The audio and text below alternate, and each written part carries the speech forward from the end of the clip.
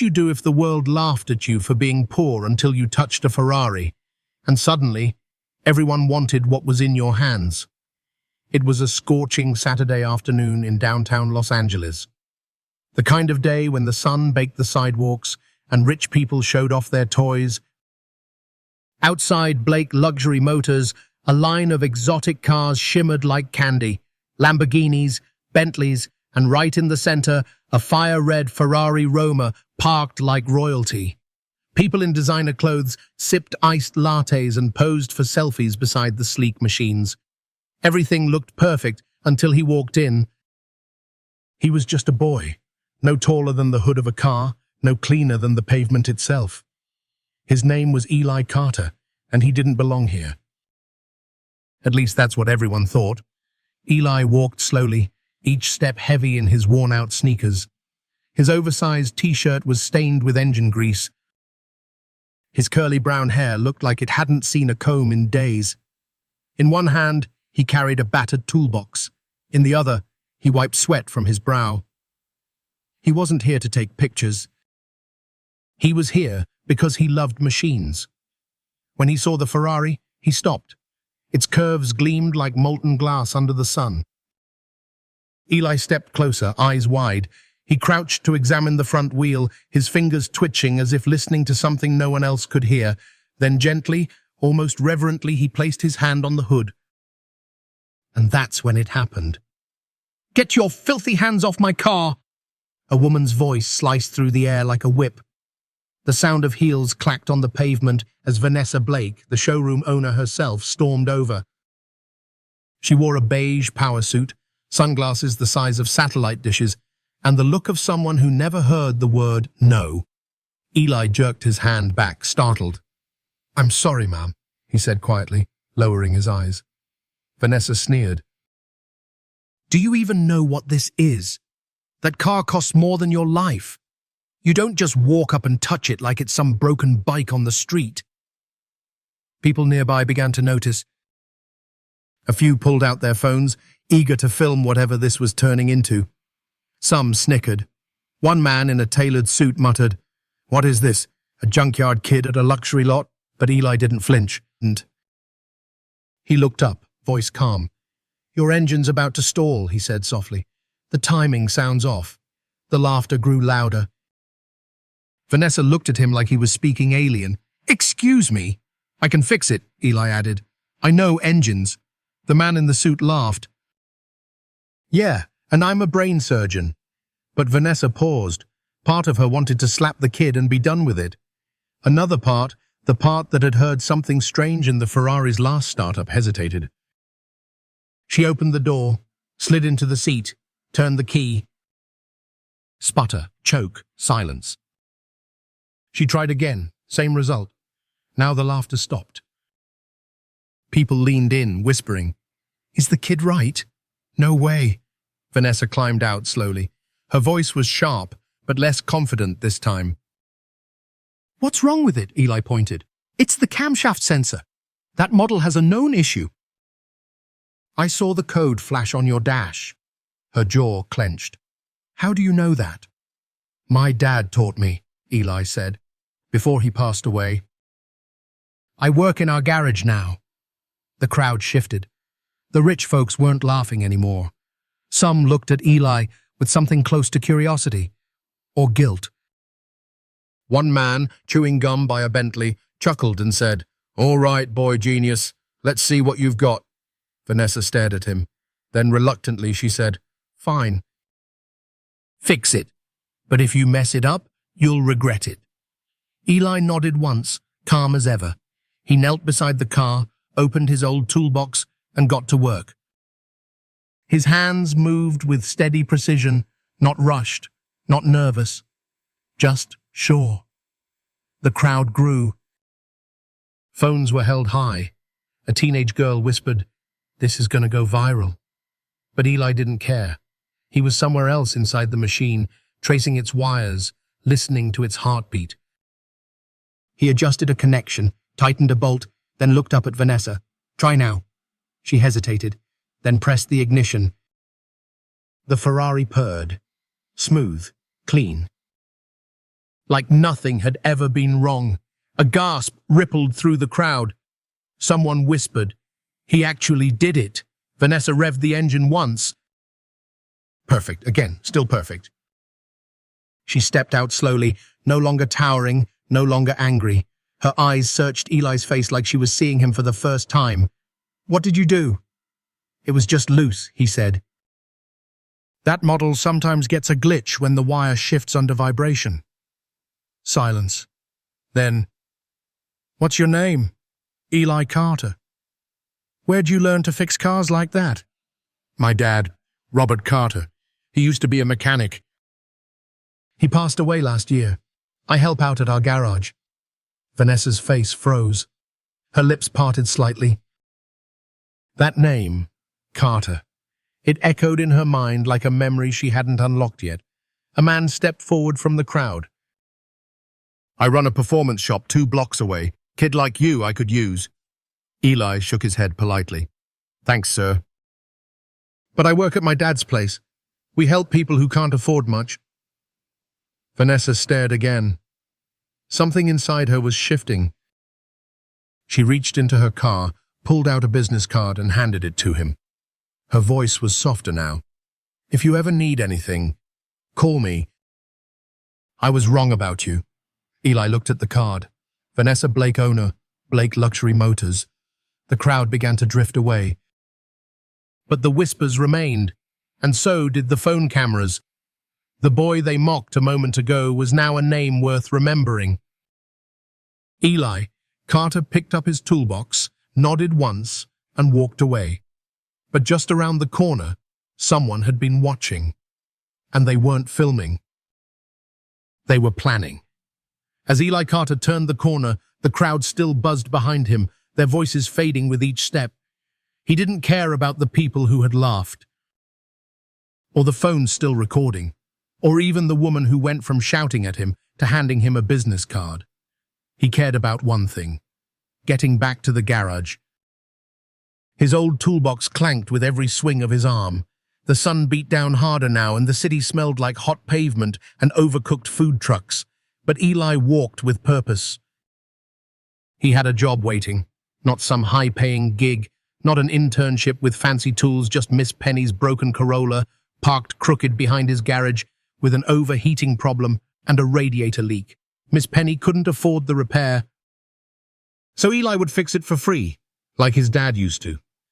Across the street, a sleek black SUV pulled slowly from the curb. Tinted windows hid the driver's face, but inside, a man in a grey blazer and sunglasses sat watching. He hadn't moved during the Ferrari scene. He didn't cheer when the boy fixed it. He didn't gasp or film with his phone. He simply watched. Now, his fingers tapped the steering wheel as Eli disappeared around the corner. Then, calm and silent, he pulled into traffic, trailing the boy from a distance. Back at Carter Auto Repair, Eli pushed open the rusty door. The smell of motor oil, old coffee, and warm metal wrapped around him like home. The sign above the shop was faded but proud. Carter Auto Repair, honest hands, honest work. Inside was a beautiful mess.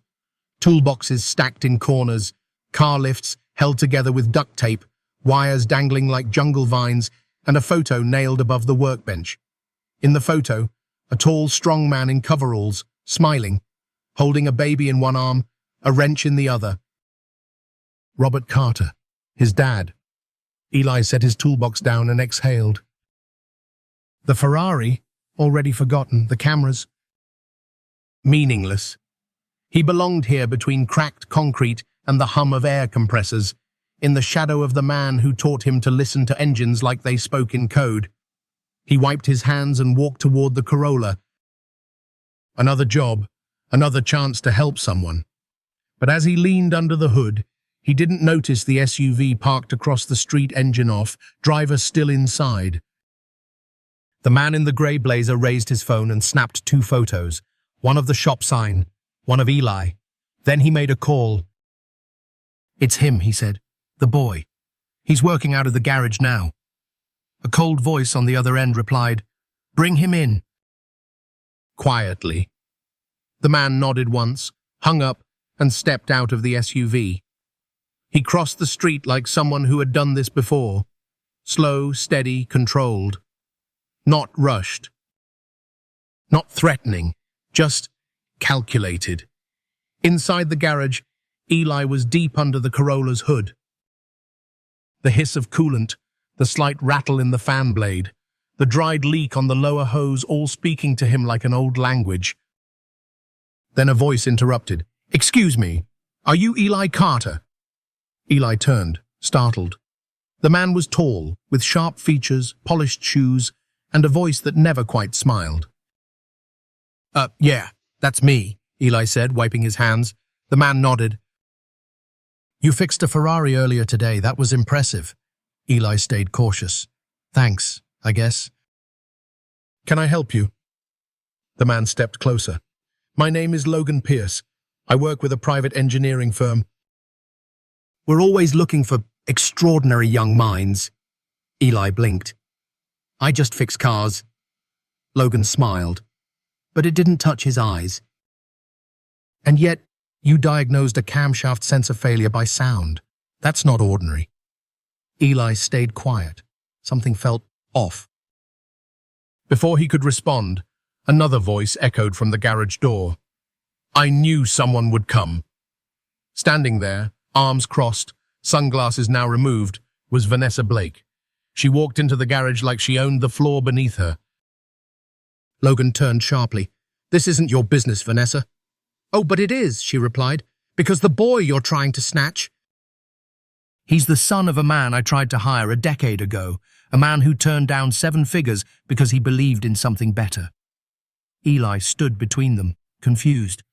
"What's going on?" Vanessa looked at him. Her voice softened.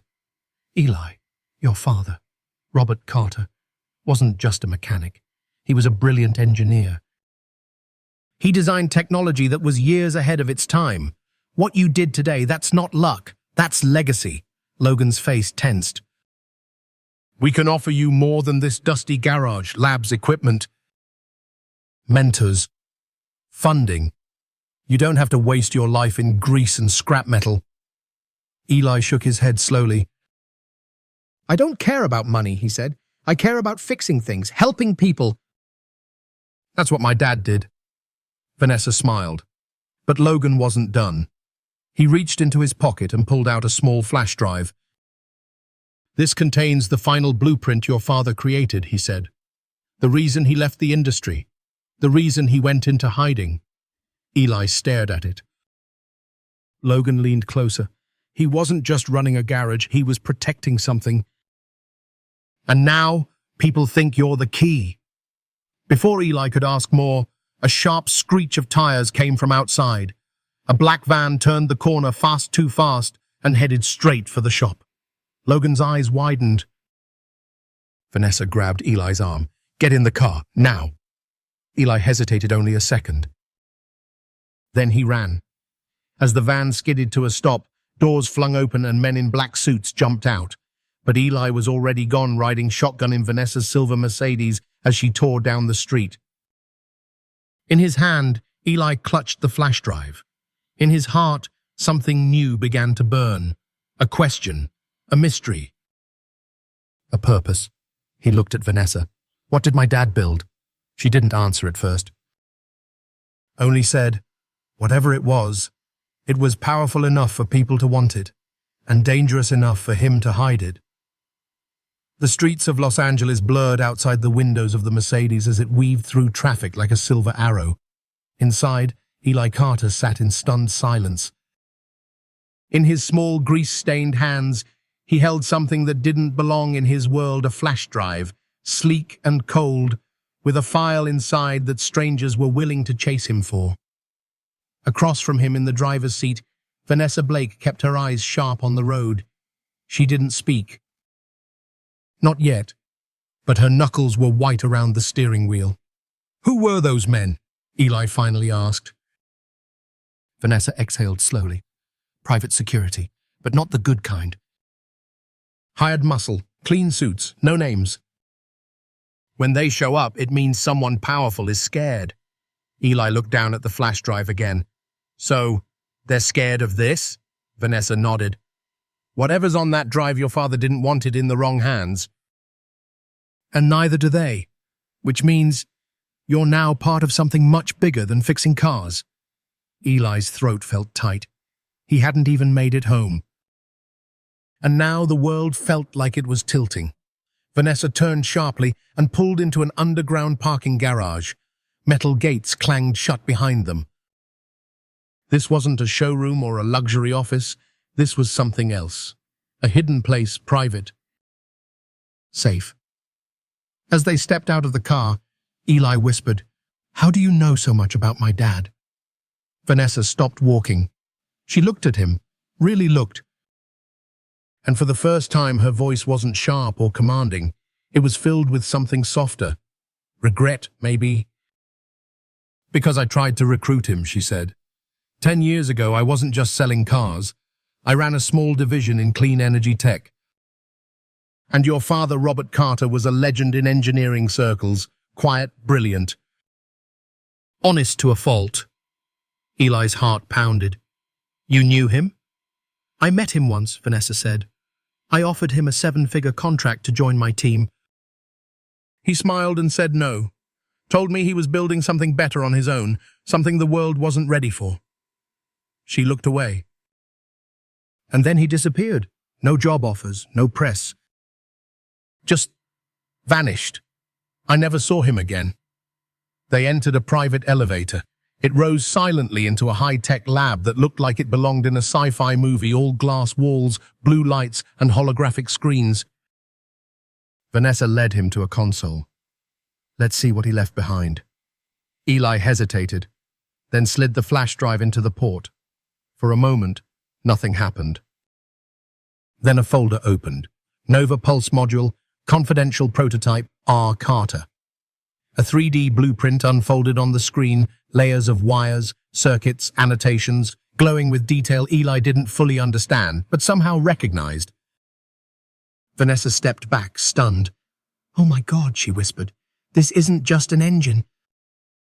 It's a clean energy loop. It recycles thermal waste into continuous motion, no fuel. No emissions, no shutdown cycles." Her voice dropped. "Eli, this could change the world." Eli swallowed. He stared at the diagram, his fingers twitching. The coil systems, the control modules, they looked like the ones in his dad's old notebook. Like puzzles he'd been studying his whole life without even knowing.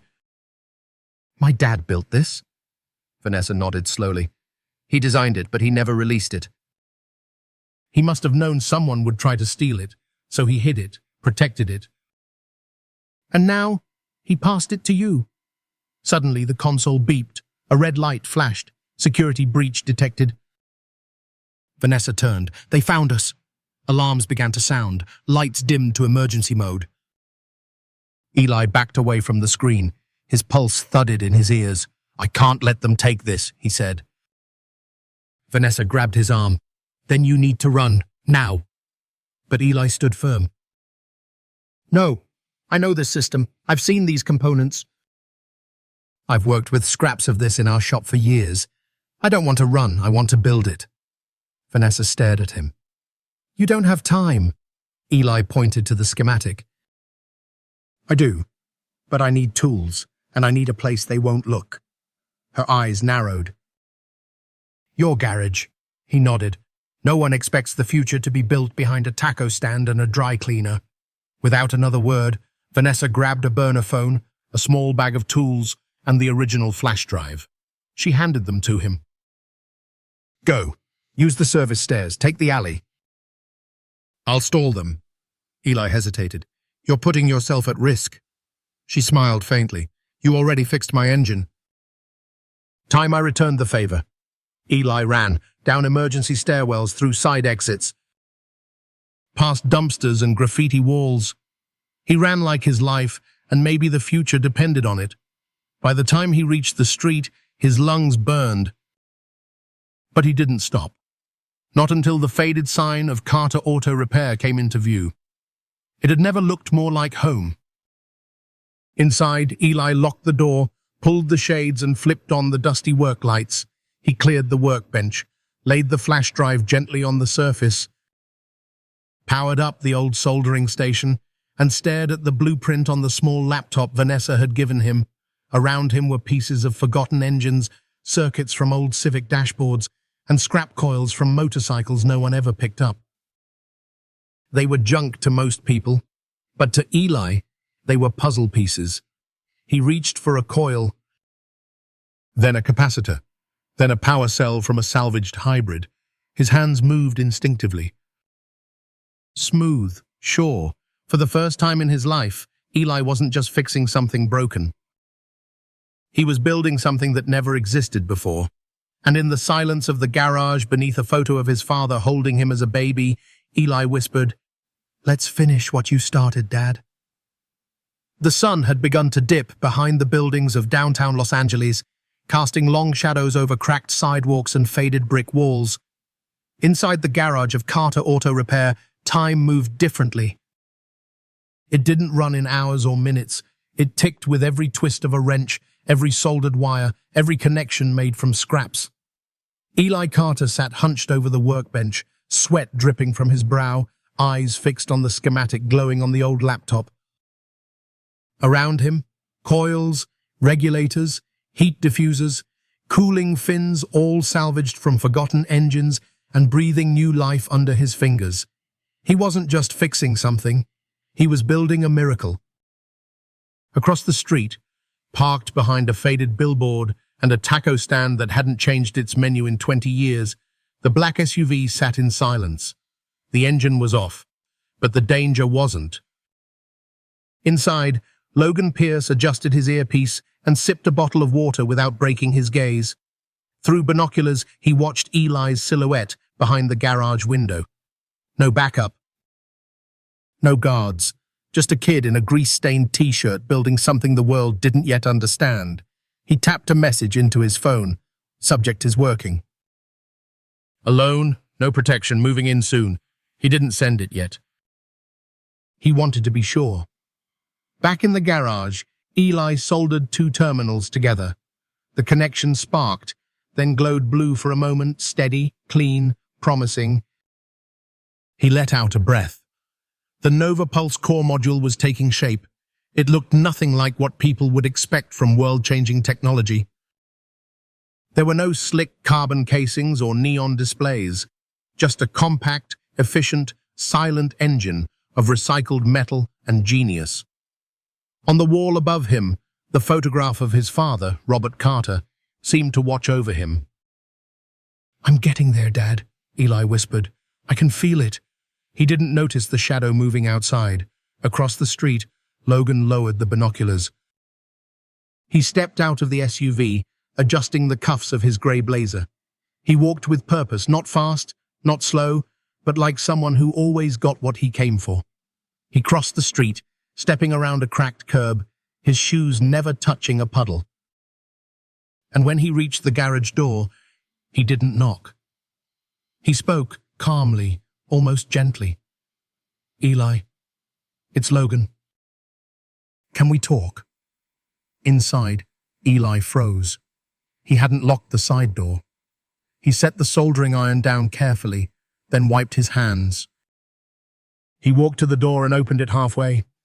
Logan smiled. Not a warm smile, not really a smile at all. More like a mask. "Didn't mean to spook you," he said. "I just wanted to check in." "You left so quickly earlier." Eli narrowed his eyes. "Why are you really here?" Logan looked around the small garage. "This is where you grew up?" Eli didn't answer. Logan took a step closer. "You know, when your father disappeared from the industry, a lot of people assumed he'd given up, walked away. But he didn't. He was protecting something. That thing, the Nova Pulse system, it's worth more than you can imagine." "I'm not selling it," Eli said. Logan chuckled. "Who said anything about selling?" There was silence for a moment. The kind of silence that creeps in when you realize you're being hunted, not helped. Eli stared at him. "Why do you even want it? You work for some big company?" Logan shook his head slowly. "I work for people who, reshape the world, quietly, efficiently. People who understand power, Eli, real power, and Nova Pulse. That's a revolution wrapped in aluminum and copper. In the right hands, it could fuel entire cities. In the wrong ones, it becomes a weapon, Eli finished. Logan smiled, for real this time. Exactly. Which is why it shouldn't be in the hands of a 12-year-old with a soldering gun. Eli's hands curled into fists. My dad built it to help people. That's what I'm going to do. Logan sighed, stepped even closer. Listen to me. You're smart, maybe even gifted, but you're alone. You don't have the resources to protect this, let alone finish it properly.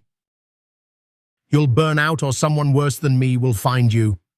He reached into his pocket and pulled out a silver badge, no company logo, no government seal, just initials, NSI. Do you know what this means, Eli? Eli shook his head. It means I don't ask twice. Just as Logan stepped forward, a sudden sound rang out, tires screeching. Fast. Sharp, close, a car door slammed. Then a woman's voice cut through the air. Step away from him, Logan. Vanessa Blake. She stood by her Mercedes, keys in one hand, eyes cold as steel. Logan didn't move. Vanessa, always a pleasure. Not today, she replied. I warned you. He's not your project. Logan's smile twisted. You really think you can protect him? This isn't about business anymore. It's about control. Exactly why you shouldn't have it. Vanessa turned to Eli. Get what you need. We're leaving. Eli ran back to the workbench and unplugged the drive. He grabbed the module not finished, but close, and dropped it into his backpack. Logan's eyes flicked to Vanessa. This isn't over. She stepped in front of Eli. No, but if anything happens to him, it'll be over for you. They got into the Mercedes.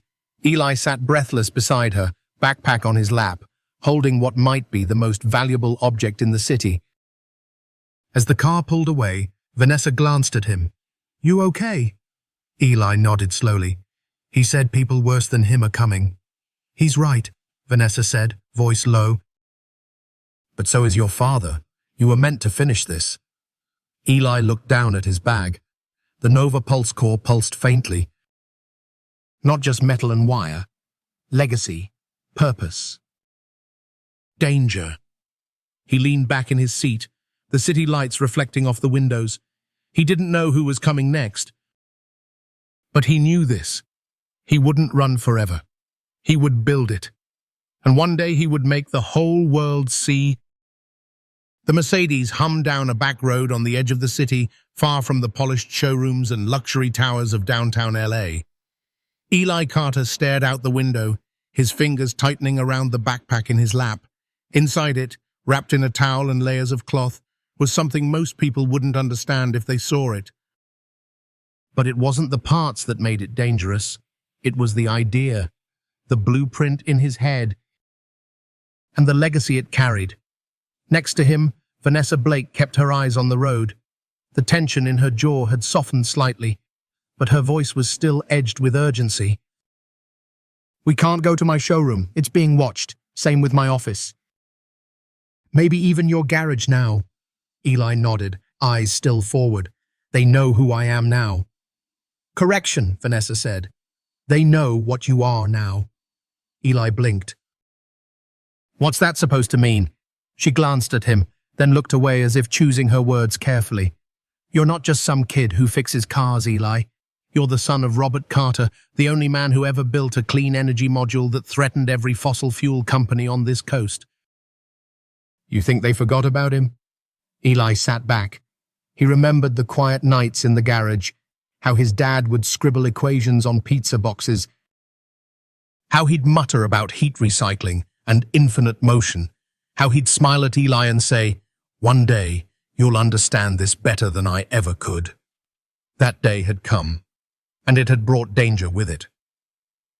Vanessa turned into a narrow alley between two warehouses and stopped in front of a rusted steel door.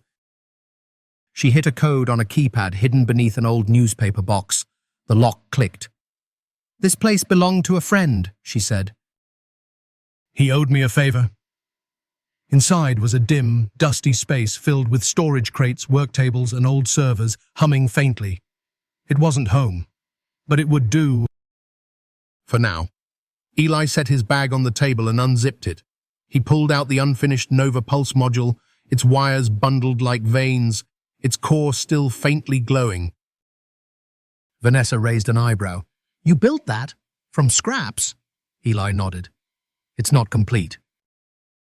But it works in theory. If I finish the coil array and stabilize the thermal regulator, it'll run clean. She whistled softly. How long? Maybe 2 days. Maybe less. You have 6 hours, she said flatly. Eli froze. What? Vanessa tapped her phone. They're already tracking me. Logan may have backed off, but someone else will be sent in his place, and this time they won't talk. Eli looked at the module, then at the flash drive in his pocket, his father's file, his father's dream, now his responsibility. He sat down and opened the laptop. I'm going to finish it. Vanessa watched him silently, then turned away. She pulled out a phone, not her personal one, and dialed a number. A man answered. I thought you left this world, he said. I did, she replied, but something just came back into it. Back at the work table, Eli studied the blueprint again. Nova Pulse wasn't just an engine. It was a new way of thinking. A power source that used heat waste to sustain itself. No gas. No oil, no emissions, just endless motion born from physics and precision. And heart. He remembered the way his dad used to explain it. Everything leaves behind heat. What if we didn't waste it? What if we gave it a second life? Eli whispered to himself. That's what I'm doing. As the minutes turned to hours, he worked non-stop, stripping wires, swapping parts, realigning coils. There was no music, no distraction. Only the soft buzz of circuits and the occasional clang of metal. At one point, Vanessa brought him a sandwich. He didn't eat it. Not because he wasn't hungry, but because he couldn't stop. Not until it was ready. Outside the warehouse, a black car slowed as it passed the alley, then reversed quietly. Its lights were off. Inside sat 2 men. Neither smiled. One of them spoke into a radio. We've located the target. Orders? Wait for confirmation. No contact until the green light. But inside that warehouse, the boy they were tracking, he was 1 step ahead, and the future he was building was almost ready to ignite. The warehouse was silent. Outside, the city slept or pretended to. But inside the shadows of that forgotten building, Eli Carter was wide awake, hunched over the work table, eyes bloodshot, fingers smudged with grease and copper dust. It had been nearly 5 hours. No breaks, no food, no hesitation, just wires, circuits. And purpose. Across the room, Vanessa Blake stood by the window, watching the alley below with one hand on her phone and the other resting on a metal pipe. Not because she thought she'd win a fight, but because she wasn't going down without swinging. Suddenly, Eli straightened up. He stared at the device in front of him, no longer a mess of salvaged parts, but a fully formed prototype. The Nova Pulse core. It pulsed faintly, like a heartbeat made of light. Eli's voice cracked when he spoke. It's ready. Vanessa turned, eyes wide. She walked over, looking down at the machine like she was seeing a new kind of life form. You're sure? He nodded slowly. The self-sustaining loop is holding. No heat loss, no energy drain. It's working, and it's clean. Vanessa reached for it, then stopped. This changes everything. Before they could speak again, the lights flickered, then died. The hum of the backup generator kicked in, barely loud enough to notice, but just enough for Eli to freeze. Vanessa's hand went straight to her phone. No signal. Then came the sound. Boots, several pairs. Moving fast, From the stairwell, from the fire escape. From the loading dock. Eli looked at her, panic rising. They found us. Vanessa's voice dropped. Grab it, now. Eli shoved the Nova Pulse core into his backpack, zipping it tight. Vanessa pulled open the side door just in time for a dark figure to burst in faceless, dressed in black tactical gear, eyes hidden behind a visor. He lunged. She swung the metal pipe with everything she had, and it connected with a crack, sending him stumbling. Go! She yelled. Now! Eli bolted through the narrow hallway, the backpack bouncing against his spine. Behind him, he heard Vanessa slam the door shut, locking it, buying him seconds, maybe less. Down the stairs. Past crates, through a service tunnel. Eli moved like instinct, like fear had rewired his body for survival. But just as he reached the alley, headlights lit up the exit. A black van blocked the way. The door slid open. 2 more figures stepped out. Eli turned to run the other way, but someone was already there. Logan Pierce. Grey blazer, calm expression, like none of this surprised him. He raised a hand. Easy, Eli. No one wants to hurt you. Eli backed away, clutching the straps of his backpack like armor. You lied, he said. Logan gave a soft shrug. I offered you a chance. You ran. Now I need the core. Eli shook his head. My dad built it to help people, not to be sold to the highest bidder. Logan took 1 step forward. And now it's in the hands of a child with good intentions and no plan. Before Logan could step again, tires screeched behind them. A second Mercedes Vanessa's backup plan. She'd made the call earlier, before the power cut. The driver's door flew open. A tall man in a military-style jacket stepped out, face covered by a scarf, eyes alert. He shouted, Get in, kid! Eli didn't hesitate. He ran and dove into the back seat, the backpack still on his shoulders. The car peeled off. Logan didn't chase. He just watched, smiled faintly, and said into his earpiece, He's not running anymore. He's fighting. This just got complicated. Inside the moving car, Eli gasped for air.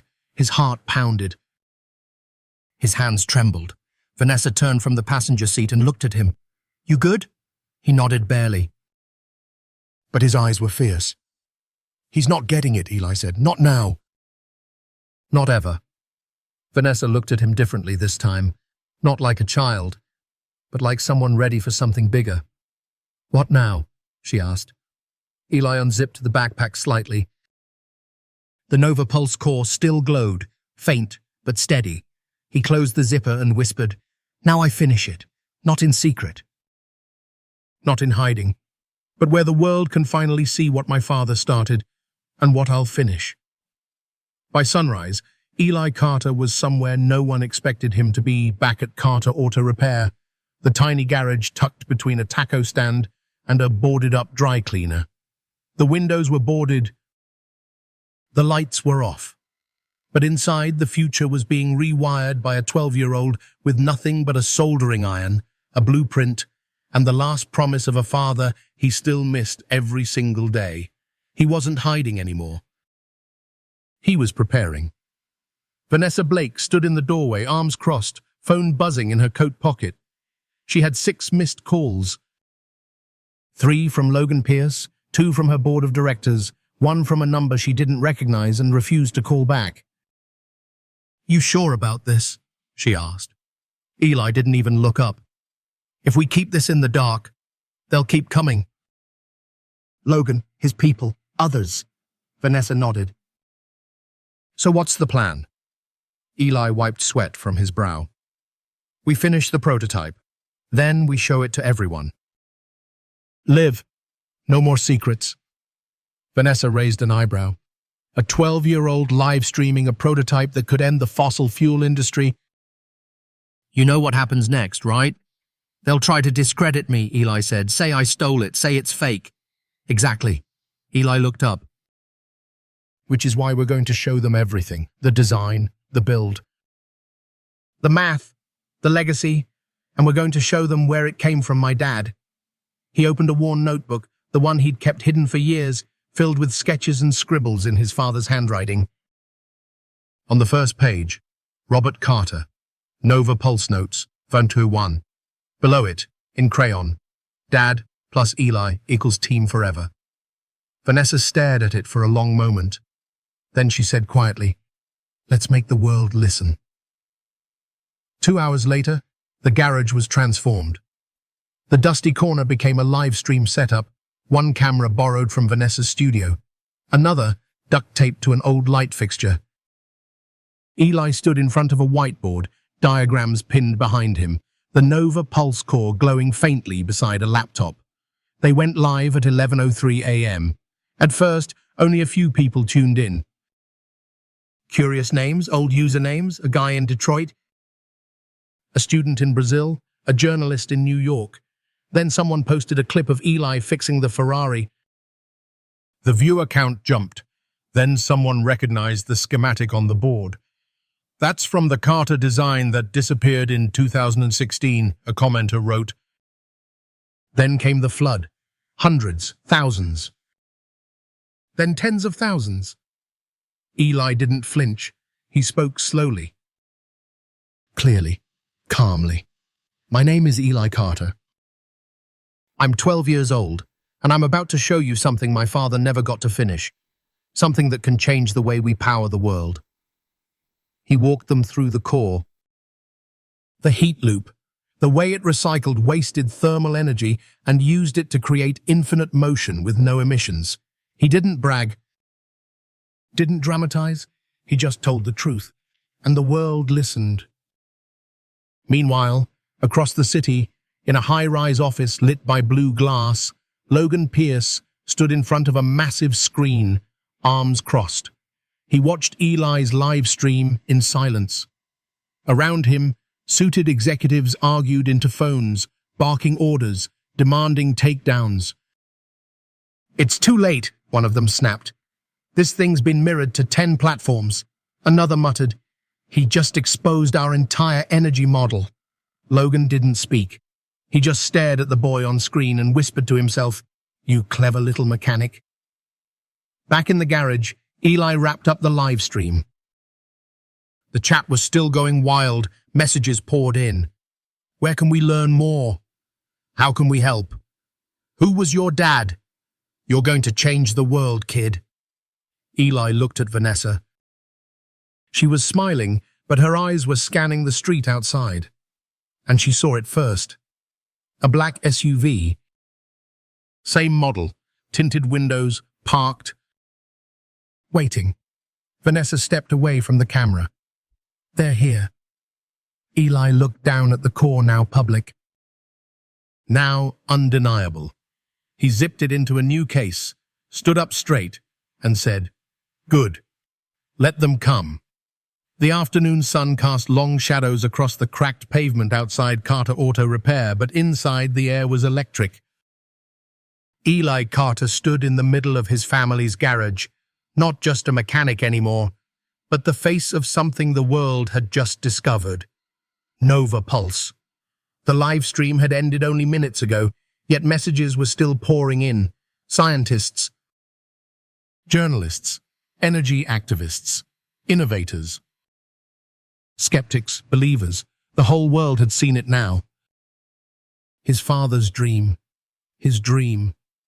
By the window, Vanessa Blake pulled back the curtain slightly, scanning the street. Still there, that black SUV with tinted windows, unmoving, but unmistakably watching. "They haven't come out," she muttered.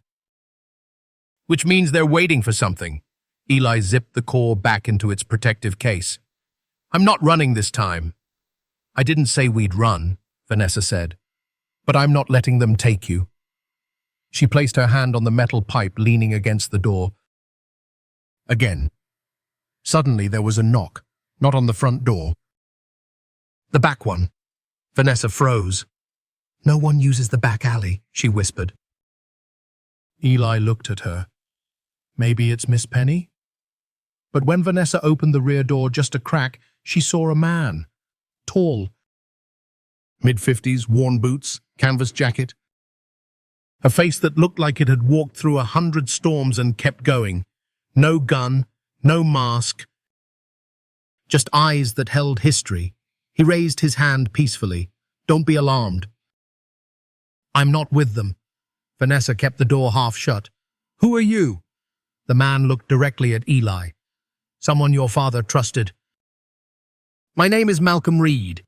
Eli stepped forward. "You knew my dad?" "I worked with him," Malcolm said. "A long time ago." Before he disappeared, before he chose to hide the blueprint. Vanessa narrowed her eyes. "How'd you find us?" "I didn't," Malcolm said. "I found the live stream, like half the planet, but I recognized your handwriting, Eli. And more than that, I recognized your dad's thinking." He paused. "You did what he never could. You brought it to light." Eli opened the door fully now. His voice was cautious but curious. "Why did my dad hide it? Why not finish it?" "Why not trust the world?" Malcolm stepped inside slowly, his voice low. "Because the world wasn't ready, and because someone tried to steal it." Eli's eyes widened. "Who?" Malcolm looked toward the front of the garage. Logan Pierce was just the messenger.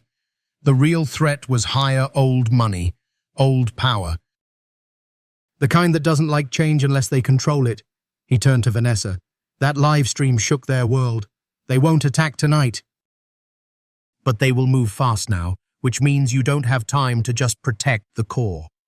He looked at Eli. "You have to finish what your father started, and you need to do it in front of the world. Not just online, but in person." Eli swallowed hard. "In person? Public demo!" Witnesses, press, scientists, engineers, broadcasted everywhere, not just a live stream from a dusty garage. Vanessa crossed her arms. "That's risky," Malcolm nodded. "Yes, but it's the only way to make Nova Pulse untouchable." Eli looked down at the backpack, then back up. "I don't even have a finished prototype." Malcolm smiled faintly. "That's why I brought this." He opened his satchel and pulled out a slim case. Inside, a stabilization module, the missing piece from his father's original design. Eli's breath caught. This is real?" "Robert gave it to me before he vanished. Told me only to use it if someone brought Nova Pulse back into the light." "I hoped it'd be him." He looked Eli in the eyes. "But now, I see it was always meant to be you." Silence filled the garage. A different kind of silence. Not fear, responsibility. Vanessa looked at Eli. "We have the piece. We have the plan. Where do we do this?" Malcolm stepped forward. "There's a university campus in Pasadena. Tomorrow night, there's an open innovation forum. I still know someone on the board. If we get there by morning, we'll have a stage." Eli closed his hand over the new module. "Then let's go show them what Nova Pulse can really do." Vanessa reached for the keys. And just outside, the black SUV silently pulled away, but not retreating. Circling, waiting, planning. Because the next time they crossed paths, it wouldn't be a knock. It would be war. The next evening, the sun dipped behind the San Gabriel Mountains, casting golden light across the Pasadena University campus. Inside the engineering auditorium, the crowd gathered early. Students, professors, journalists, skeptics, investors, environmental advocates. They had all seen the viral live stream. They had all whispered the same name, Eli Carter. The 12-year-old who claimed he could change the future. On stage, under a bank of portable spotlights, Eli stood next to a work table. His hair was slicked back. His shirt, still slightly wrinkled, was tucked in. His hands, though, were steady. Sure. Ready. Next to him, Vanessa Blake adjusted the mic, watching the audience with a protective eye. And behind them, quietly double-checking every connection, every power cell, every pressure valve, Malcolm Reed. The prototype sat at the center of the table. Nova Pulse, fully assembled, glowing. alive. Backstage, someone in a black hoodie adjusted an earpiece. Their hand slid into a side bag, fingertips brushing against something small, metallic, and dangerous. They whispered into the mic, "Target in position, initiating now." Eli stepped forward. The room dimmed. A hush fell. He took the microphone and spoke, not like a child, but like someone carrying something bigger than himself. "My name is Eli Carter. I'm 12 years old. My father, Robert Carter, designed something that could change the way we power our world, but he died before he could show it to you. Tonight I will." There were no flashy words, no TED Talk bravado, just truth. And then, motion. He flicked a switch. The Nova Pulse core lit up. Whispers rippled through the room as it began to whir, not loud, but with a deep, harmonic rhythm, like something alive. Sensors on the screen began to display readings in real time. 0 emissions. Self-sustaining loop, 100%. Thermal recapture. The auditorium erupted in applause. A physics professor in the front row muttered, "That's not possible." A student next to him whispered, "But it's happening." Then, suddenly, a flicker. The lights above the table buzzed. The screen glitched. Vanessa turned to Malcolm. "What was that?" Malcolm's eyes scanned the connections. "Something's wrong. That wasn't us." Behind the curtain, the figure in the hoodie knelt beside the backup generator. They reached inside the panel and snapped a fuse loose. A surge hissed through the system. On stage, the Nova Pulse core sparked just once before dimming. Gasps echoed through the auditorium. Eli's voice stayed calm. "We're experiencing interference." "I need a minute." He dropped to one knee beside the device, unzipped the side panel, and immediately saw it. One of the stabilizer wires had been cut. Clean. Intentional. He looked up. Sabotage.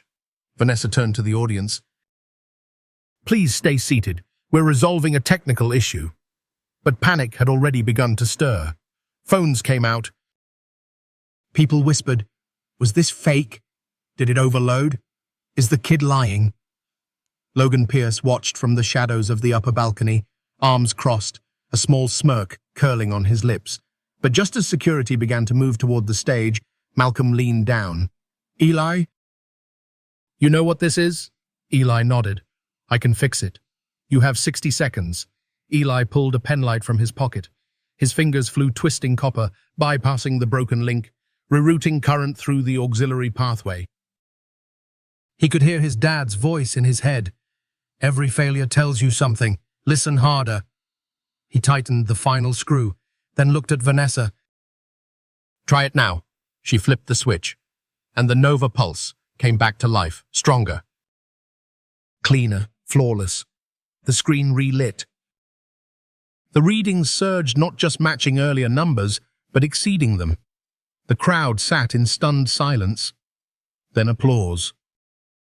Then a standing ovation. A few professors were in tears. A woman from the DOE was already typing into her phone.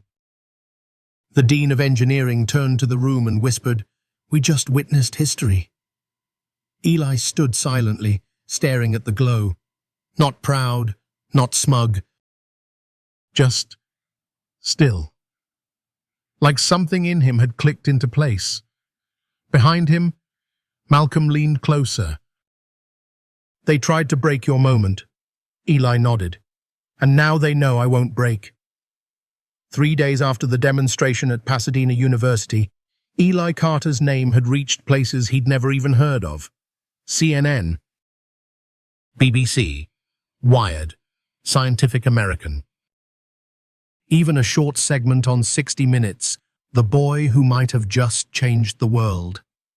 But Eli didn't care about the headlines. He still woke up at 6, still walked into Carter Auto Repair, still wiped down the tools like his dad used to. Because the mission wasn't over. Nova Pulse wasn't just about invention, it was about access. And the world wasn't ready yet, but Eli was preparing it. That morning, A car pulled up, not a black SUV, not tinted windows, just a silver sedan and a woman in a sharp navy suit. She stepped out with a briefcase and a warm, polished smile. "Good morning, Eli," she said. "I'm Dana Whitmore, senior partner at Orion Global Energy."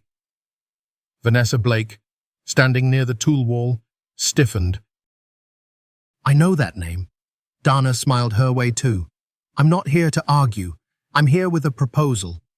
Eli wiped his hands and stepped forward. "What kind of proposal?" Dana set the briefcase on the workbench and opened it. Inside, a sleek folder, a digital tablet, and one piece of paper handwritten, signed. She pushed the folder forward. "Orion is prepared to offer you full acquisition rights. We'll purchase Nova Pulse, license it under your name, and give you a permanent research facility, global exposure, and a seat on our innovation board." Vanessa folded her arms. "How much?" Dana's voice didn't change. $500 million. Silence. Eli didn't move, didn't blink. His voice, when it came, was quiet. "Why now?" Dana looked him straight in the eyes. "Because you made it public. You made it real. And now the world wants it, but someone needs to manage it. Someone with infrastructure, distribution, legal teams." She smiled. "Let us carry the burden. Let us make it scale." Eli looked down at the paper.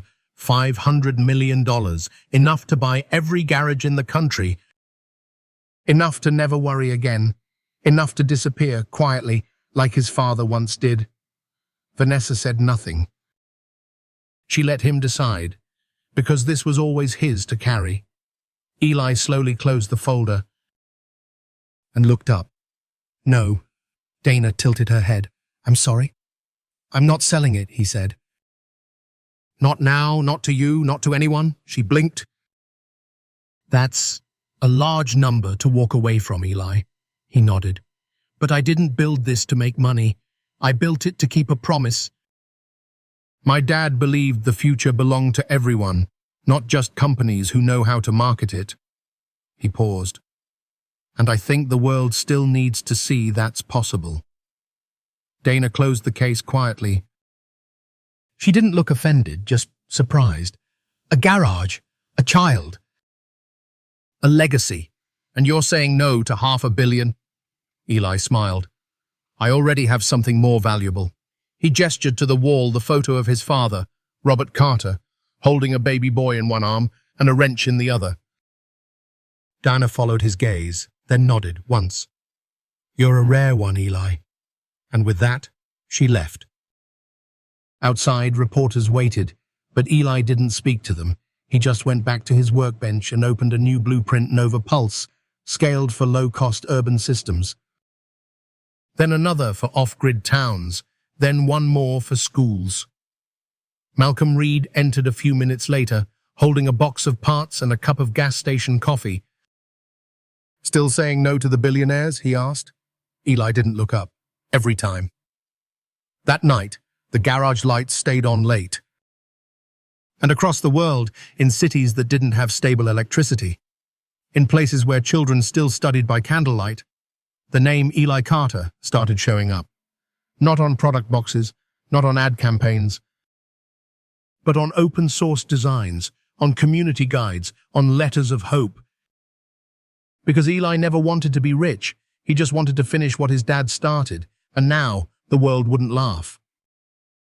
The world would remember. In a world where success is often measured by money, fame, or status, the story of Eli Carter reminds us of something far more meaningful.